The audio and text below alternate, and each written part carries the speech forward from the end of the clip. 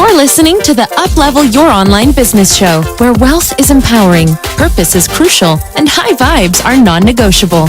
And now, here's your host, certified business coach and practical woo strategist, Sarah J. Loureiro.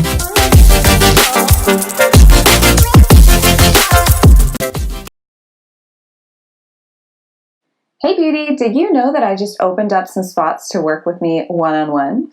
As an exclusive one-on-one business coaching client, you will get access to pretty much everything that I release this calendar year. So including my mastermind, including the amazing fully booked formula. If this is your year to finally up-level your business to the income and impact that really pushes you beyond your wildest dreams, we need to talk.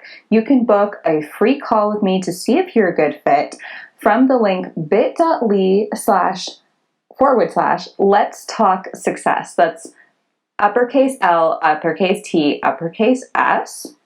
Or you can head over to my website at sarahjloureiro.com/workwithsarah to find out more. All right. Welcome, everyone. I am super excited. I can't even tell you how excited I am right now to have Amanda Francis on the podcast today. Amanda is a self-made multimillionaire. I'm literally just pulling this up from her Instagram because it's so awesome. A thought leader, repetitive, unrealistic goal achiever, a podcaster, the money queen, and the original #spiritual boss lady. She helps thousands of women reconnect to their deepest, truest desires and really reclaim their own power, right? And step into the abundance that they truly deserve. And really, for you, that comes from being able to receive money, right? Yeah, completely. Yeah. So do you want to tell us a little bit more about how you got here, how you became the quote unquote money queen, a little bit of the back end story for some of our listeners who might not know who you are, but hopefully most of them do. Cool. Yeah. So hi, I'm Amanda Francis. So 9 years ago, I was getting a master's in counseling and I wanted to do more. I wanted to help more people. I wanted to work with more people right away. I was kind of frustrated with the education process and the licensure process. And I was like, I started a life coaching business. Literally, this was before the life coaching industry was the kind of thing it is now. I didn't know one single person who was a life coach. And I was like, all I know is I am going to help people and I'm going to get paid. And I know I'm here for that. I know that's I've always felt gifted for it. I've always felt inclined to it. I always knew I wanted to be a therapist. I really couldn't have seen the transitions that would happen in mental health and personal development that would allow me to have the kind of company and career I do today. But basically, long story short, I started a life coaching business with no idea how to market or brand myself or get my work to the people. So I figured all the humans are on the internet, and I was just at the cusp of being a millennial enough to know that I should probably do all the things on the internet. So I started teaching myself how to build my website. I started teaching myself everything I know about online marketing and online branding and digital content creation. I just started putting free, inspiring, empowering, inspirational content out into the world every day, right? And over time, but to get clients, I hung flyers at every Starbucks in Dallas every day for years. So my clients, I was meeting at Starbucks for our sessions, and I also was finding them by hanging flyers at Starbucks and at the local university. So I'm seeing clients on the weekends, and I'm learning a little bit about online presence, and time goes on, and I start getting some life coaching clients through the interwebs too. And I was like, cool, this is how I want it to work. And I'm basically building a business. At the same time, I'm still getting my master's. I do not come from money in the least. So I was also working as a nanny, as a cocktail server, as a buyer at Buffalo Exchange. So I had all these jobs. I'm starting this business and I'm still doing my master's degree.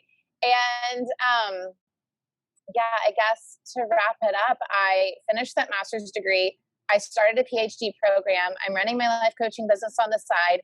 somewhere in there, I started helping other people to become life coaches, particularly therapists who wanted to add a life coaching leg to their practice. So I'm accidentally becoming a business coach. I'm helping more people. I'm making more money. I'm slowly getting rid of the other jobs one by one. And eventually it's like, I think I have to quit this PhD program and pursue this thing with my whole heart, because I think this is the way I can be the most influential and the most useful, right? So then I quit the PhD program. I created my first digital course called Become a Life Coach. I got 10 or 15 maybe people in the course. I made $10,000. I went, I'm fucking on to something here. And I think the rest is history. So all those years later, Amanda Francis Inc., we typically, my biggest month to date is a $420,000 month, but we often make around $300,000, $350,000, $100,000 a month. So we made $3.6 million last year. And I very much feel like I'm just getting started. Yeah, I love that. And I think that something must have shifted for you as well. And I think that sometimes you talk about this in your social media content about how it's not just about doing work in your business, right? So it's not just about going out there, putting out your flyers and all of that kind of stuff. But what really started to shift for you in terms of being able to talk about money and being able to be like, hey, I think I just found something out about receiving money and making money that, no one else is talking about? Yeah. So I think I'm willing to say the scary thing on the internet. I'm willing to say the thing that feels true to me that might sound crazy. So I put my truth out there a lot. So you risk a little bit ridicule, and you risk people saying crazy shit to you, but it's just more important to me that I share what I know to be true and what I find to be true. So that's kind of part of it. As far as the shift, there was never one moment in my business from day one that I thought this was practical action only. I always knew I had to keep my heart and my mind behind it. I always knew that. So every single flyer I hung, there is not a flyer that went up that I did not pin to that bulletin board without saying, my work is of high service and worthy of massive compensation. I am giving my gifts to the world and I am highly compensated. I said that so many times. So I always knew, maybe I had less evidence then, but I always had an inkling that the practical stuff could only do so much, but I had to believe that something greater was working with me. You know what I mean? Mm-hmm. And that by following my heart and by doing the scary things, you kind of give the universe a lot more to work with, and you give it permission to do some things on your behalf. Yes, exactly. And I think I really love that element of faith. And I think that it's always something that I'm trying to cultivate with my clients. It's always something that I even with this podcast, the Up-Level Your Online Business Show, we very much would talk about some of the strategic stuff, but a lot of it is about getting yourself into a higher vibe, getting yourself into that new type of energy of expansion, because that's the missing piece of the puzzle for a lot of women who are in this online space. And I know that 100%. Right. Well, they hire, I'm going to be rude, but here we are. They hire a bullshit business coach that's never run a business before, and they follow all this random strategic shit.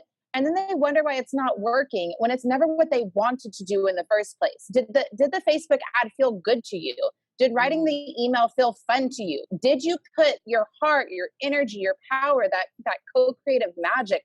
Did you put any of that into what you're doing? Or were you trying to check boxes of someone who you believed was successful, So in my courses and my work, I'm very happy to say what the practical action was and what I did and what I said and how I said it and why it worked, in my opinion. All of that's very available. I don't hide any of that.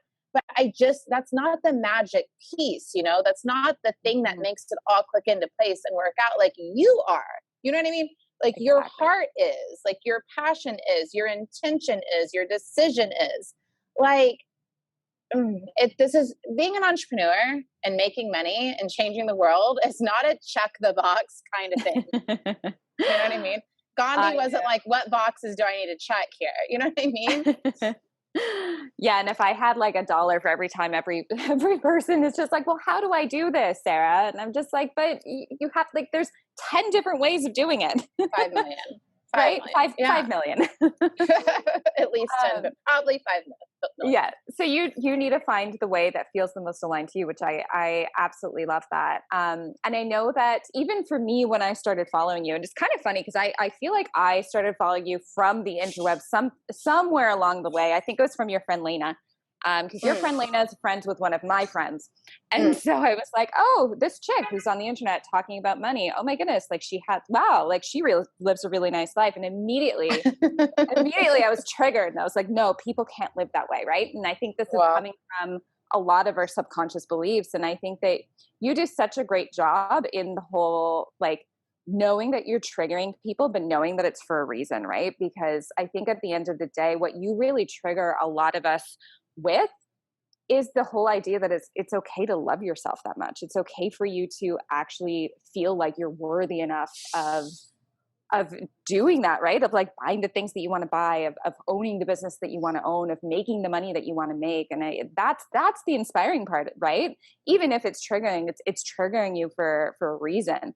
Totally. If I make you mad, I just rubbed up against something that you don't believe is possible for you, but that you want to be possible for you. So I've said, like, a lot of times you can get mad at me if you want, or you can just go ahead and admit to yourself what it is you actually desire and just let me be an example or an inspiration point, for someone who went ahead and did it anyway, when it didn't look possible for her and her life hadn't added up to something like this. I love it. Yeah. That's so beautiful too.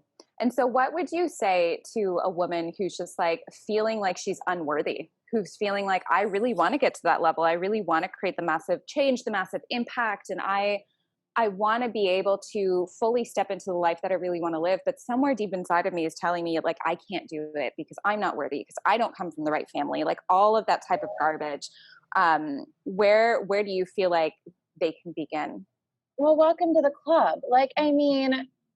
I think there's some kind of misnomer that either me or someone like me, whoever it is that someone may like look at or admire or perceive like they have like quote unquote made it now.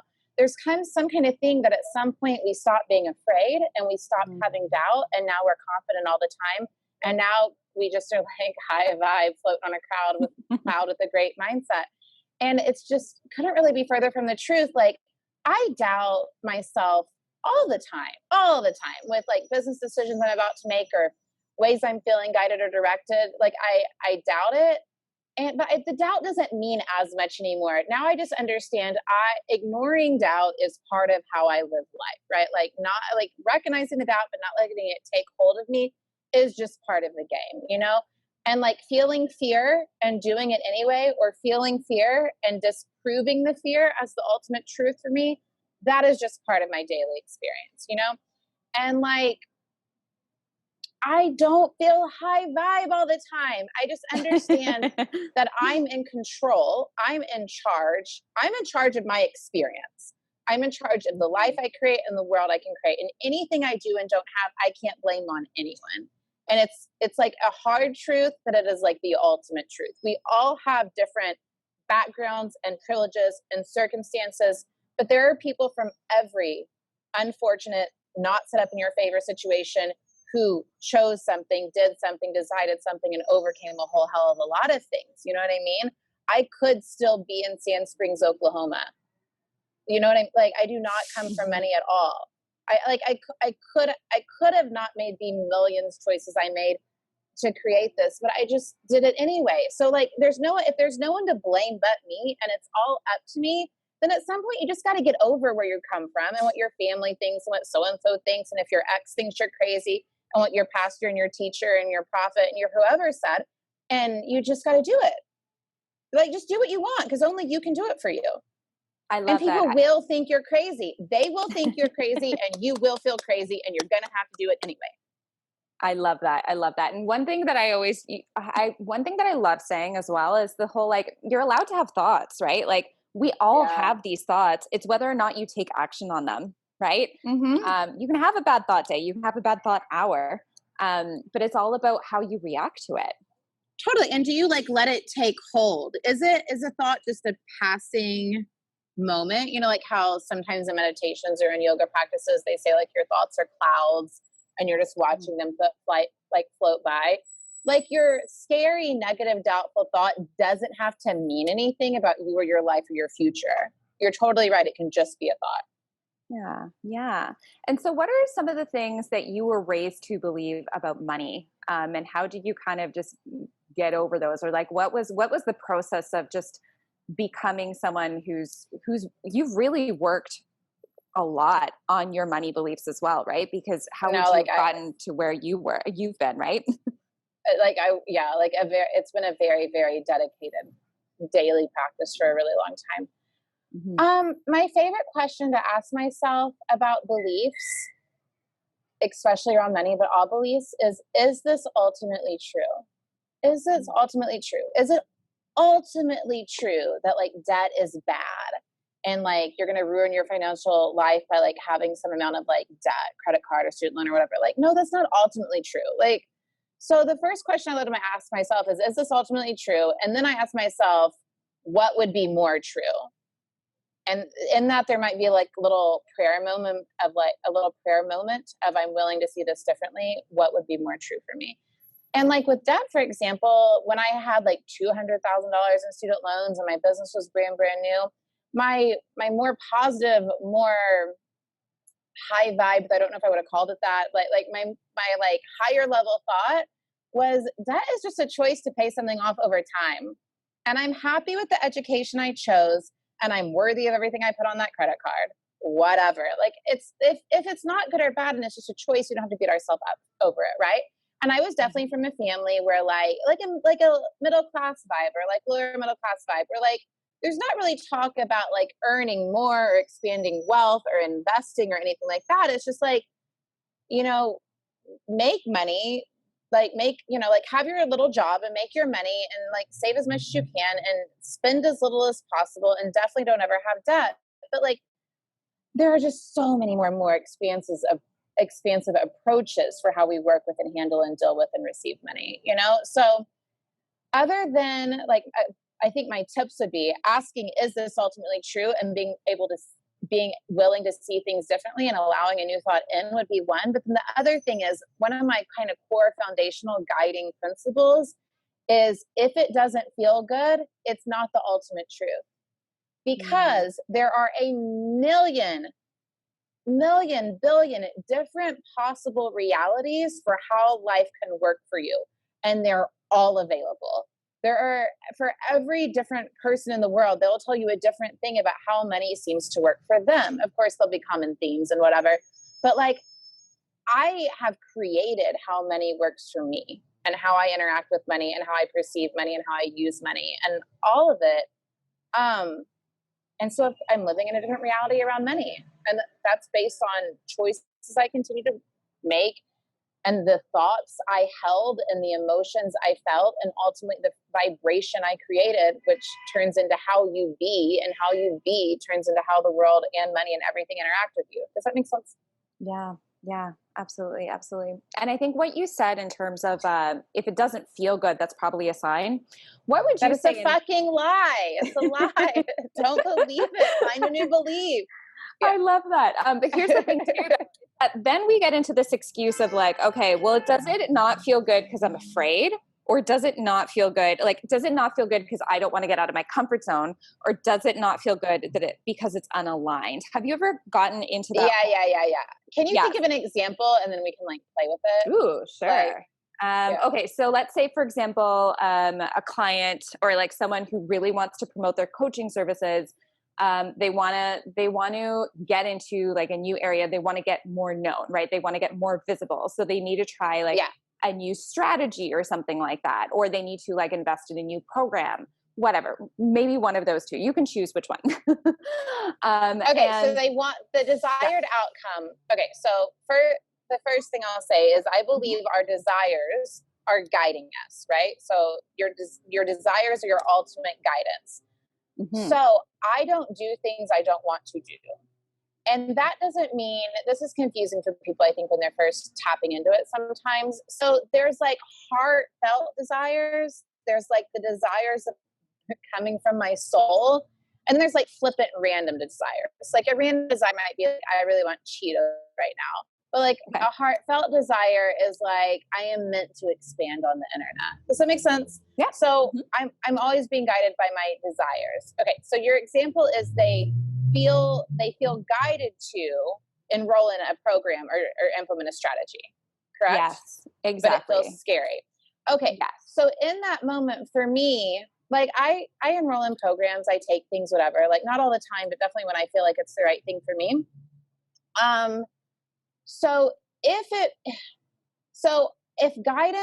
our internal guidance is the reliable compass for our life, and the internal guidance says, this is the thing you're meant for, and this is a step on your path, then that guidance kind of supersedes everything. So if enrolling in the course feels scary, that would be because of often a limiting belief. I'm not allowed to spend money like that. What if I spend it and it doesn't work? What if I don't get the return I'm expecting to get? La, la, la, la, la, la. And then we can ask the question we went back to, is it ultimately true that buying one digital course on the internet could derail your life? No. Is it ultimately true that you need to put all the pressure on the world on this one thing you feel guided to? No. Is it probably true that if you feel guided to it, it's going to be some step or some portion of the path of your growth? Well, yeah, right? So like in that example, yeah, spending money feels scary sometimes, but I have to trust my desires. And then for me, when it comes to stuff like courses or coaching or something, I personally just take the pressure off and trust that like I'm smart enough to, or I don't like, it's not even smart isn't even the right word. World. I just don't believe we can fuck it up. Like, it's like we're walking around believing life is so fragile and business is so fragile and money is so fragile that we're going to drop it and break it. And I am really intentional with my money and my business and my life. But like, if I feel guided to do something, like I feel guided to enroll in a program, I don't really like think I need to know what times the calls are on or what day the calls are on, or like, I don't know how long I have access or if there's a Facebook group. Like, I don't really care. I just need to enroll because that's what I'm guided to do. And then I've said this before, but like, I think the miracle could be in something I hear in module 1. The miracle could be in signing up. Sometimes the miracle is just investing in yourself, believing you're worthy of more and never listening to a damn thing. You know, the miracle could be in just something someone says in the Facebook group. So like, I think we put all this pressure on something to fix us. Like, this strategy needs to fix me, this course needs to fix me, this person, this coach, this romantic partner, these things need to fix me. But like, no one can fix you, right? Like, no one can fix you. And it's not even that you're fixing you. You're just on a path of growth, getting better as you go, taking your inspired guidance and like trusting yourself and trusting your path and process. Yeah.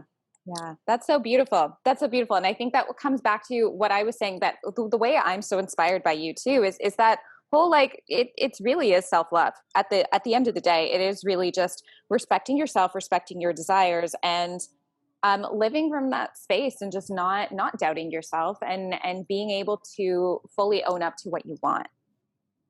Yeah. I think I like myself, you know, I put high priority on like liking me, because like at the end of the day, I am taking care of me. You know what I mean? No matter how supportive and amazing my friends are, my team is, or like anyone is, like, I don't know. We got to have a relationship with ourselves where we've decided we deserve the best and get to create the best for ourselves. Yes. I really love that. The whole, I'm taking care of myself. Yeah. I feel like we'll end with that. So what are you doing right now? What are the next up and coming super exciting things that you have going on? And where can everyone find you? Yes. Okay. So what do I have going on right now? So I'm writing a book. That's been a crazy one. I'm writing, well, we haven't revealed the title. So the like working title or the public title is The Money Book. So I'm learning how to become an author. So you can expect me to bust that thing into the world this year. My biggest digital course of the year, which is like my favorite thing ever, it's called Money Mentality Makeover. And it's about healing and transforming your relationship with money and creating an entirely new experience and dynamic with money, where money can come more easily to you, partly through, like we said, of changing your mind, implementing new beliefs. And then there's also homework around like releasing and forgiving the past and the things we were taught about money in our communities and our families and our cultures, you know? But then I think as the modules advance and as you get into the bonus work, are you in the money course? Not yet. Oh, I was going to ask, such a vibe. I was going to ask you if like which parts of it you like had done or whatever. Okay.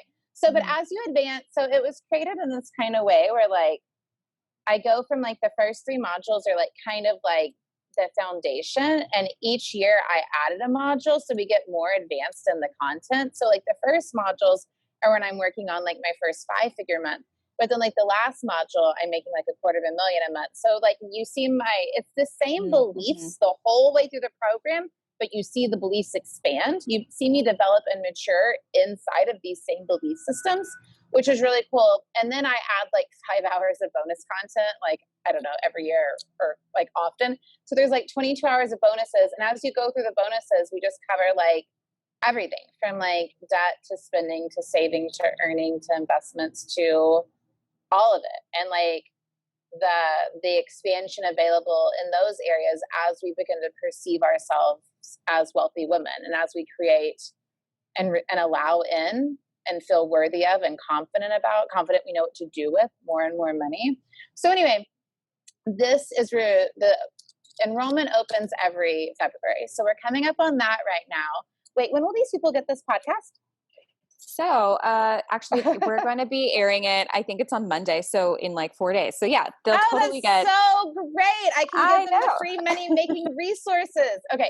So there's a short period of time in January when I release my free money making resources. So can we put the link in their show notes? Of course. Absolutely. Yeah. Okay. So we'll give you a link in the show notes and you can opt into my free money making resources. And you can go through, there's like a 3-part training in there. There's this earning with ease, like 1-hour webinar in there. There are meditations in there. There's just all kinds of good shit in there. So you can go through my money making resources for free. And anyone who opts into that will also get $200 off Money Mentality Makeover. But there's like no obligation or anything. It's just something I send you when enrollment opens. So that will be happening next week. So they'll get this like right in time. Oh, amazing. Amazing. And I think I'm already in the wait list, and I think I already received something else too, right? You just sent something else. I think it was like a week ago, 2 weeks ago. So anyways, there's always really good stuff. Yeah. You mean I sent something like about the wait list? Yeah. Yeah. I think it was get on the wait list, and you're also going to get like a guided meditation or something like that. I'm on the wait list right now. Yes, you get a guided meditation, but you're also redirected to this. You get a lot of stuff. I just give you a lot of stuff when you get on the wait list. Yeah. And then 200 off later. And then the other thing you asked me, where can they find me? Okay. So you can find me at XO Amanda Francis on Instagram, Facebook, Twitter. I just got a TikTok. I'm XO Amanda Francis on TikTok. I don't know how to use it, but come over there anyway. It's going to be fun. And then you can search Amanda Francis on YouTube to find my YouTube, or Amanda Francis on iTunes to find my podcast. So I'm all over the place. I love it. And what would you say is your favorite? What's your favorite place to hang out? Where I give content? Yeah. I'm really vibing with my YouTube right now. Oh, really? I would have thought Instagram. Fun. Insta story. So like, I don't know. When I started my business, Instagram wasn't a thing yet. And then I've been kind of like, I don't know. I've gotten better at Instagram like as we go. And so Insta story has been a really, really, really fun place for me. But I think learning a new platform and figuring out how to use a new platform to your advantage is kind of exciting me right now. And as my YouTube is finally kind of growing after not really doing anything, I'm kind of having fun, like looking at the comments and replying to the comments. Yeah, I'm kind of having a moment there. Oh, neat. Okay. I'm going to have to go find you on YouTube now too. Oh, totally. Marathon watch my YouTube. It's a great place. Yay. Okay. Okay. Awesome. All right. Thank you so much for being here, Amanda. It's been an absolute pleasure having you here. And for everyone watching, go check out Money Mentality Makeover when she brings it out, or go check out the money book, or just basically any of the resources that Amanda has. I really do feel like it's just like you have like such a unique perspective on money, and anytime that I watch you, it just immediately brings me to like another level in terms of my energy. So it's an inspiration. Even all of your free stuff, exactly what you said, like it's such a gift to everyone. Thank you. Yeah. I mean, that's like, I hold an intention that the energy, the transformative energy is like felt through every single thing I create. Yeah. Thank you.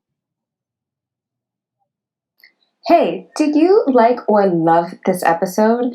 If so, I would so appreciate it if you left a review and rated this episode on iTunes. It would literally mean so much to me. And if you have Instagram and are all up in your Instagram stories like I am, I would love it if you would share this episode with your beautiful followers so they can also get all of the high vibes, all of the free information that I'm giving you here. Thank you so much. Thanks for listening to the Uplevel Your Online Business Show. If you enjoy our show and would like the show notes and free goodies about how to grow your online coaching business, head over to sarahjlorero.com for more information. We hope you'll tune in next time.